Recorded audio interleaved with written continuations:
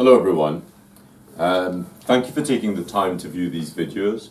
There are 3 in this series called Placement, Posture and Position. In this one I will be dealing with posture.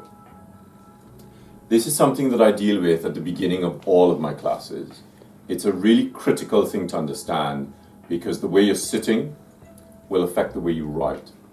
So I'm going to go through different stages of posture and why they work the way they work, and how they affect the other 2, placement and position. So the first thing to remember is the human body has to sit or has to be positioned in a comfortable place. One of the biggest problems with being human is we always compensate. So if we are standing, we stand like this, which means the spine isn't straight. Equally, when we're sitting, we don't take this into consideration. And when you're doing calligraphy, you really need to take this kind of thing into consideration so that you're not actually suffering to do your calligraphy. So how does posture work? Well, the first thing you have to figure out is where you sit on the chair. Never sit to the back of the chair. Always sit to the middle or the front of the chair. Because if your back or the top of your bum touches the back of the chair, the first thing that happens is you do this. And then you're not actually at the desk. You are away from the desk. So always sit to the middle or the front of the chair. Feet flat on the floor, shins perpendicular to the floor, thighs parallel to the floor. Your back should be upright and you should sit up in the back rather than slouching in the back. Now, once the thighs are parallel, 2 things happen. The hip flexor muscles, which are the biggest muscles in the body, they disengage. And that allows the transverse abdominals to engage. And as the transverse abdominals engage, they help you to sit up, the chest is raised, and the shoulders fall back. Now, because the chest is raised, doesn't mean I'm doing this. The chest is naturally raised. One of the other issues with this kind of posture is the shoulder. Because when it comes to writing, we have a tendency to squeeze the shoulder. And even today, I always think to myself, drop the shoulder.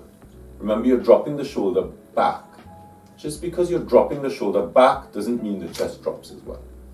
So you really need to keep sitting upright.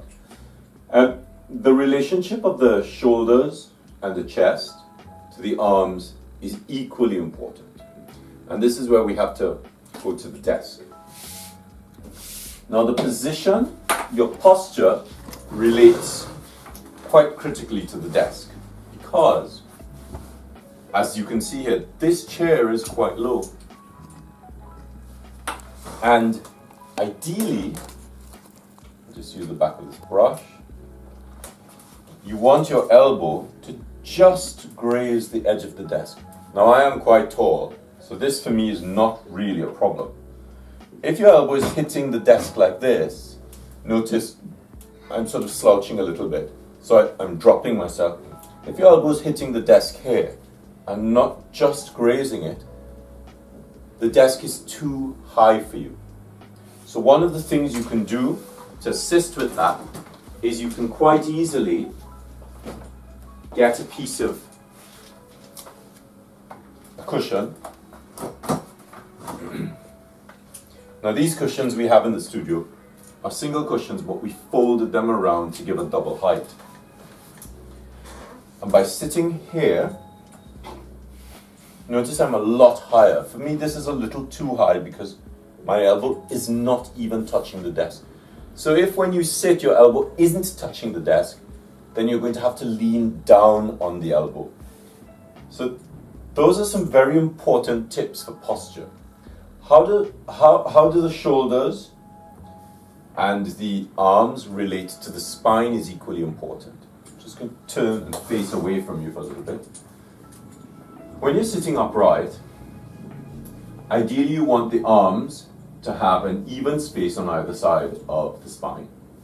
If you're sitting like this, the spine's going to have to correct itself somewhere along here, and it'll cause some kind of pain, which you don't really want. Ideally, the non-writing hand, and in my case the left hand, will hold the page very lightly. The writing hand will hold the writing tool, and so the arms and their distribution across the back are almost even on either side. Notice I'm still sitting upright. So the ratio of the desk to the chair and your elbow to your shoulder is equally important. The reason why this kind of posture is so critical is because of what it does to this area. When you sit upright, the lungs are completely stretched to capacity. And as they're stretched to capacity, they're fully aerated. As soon as you start slouching, the lower lungs collapse.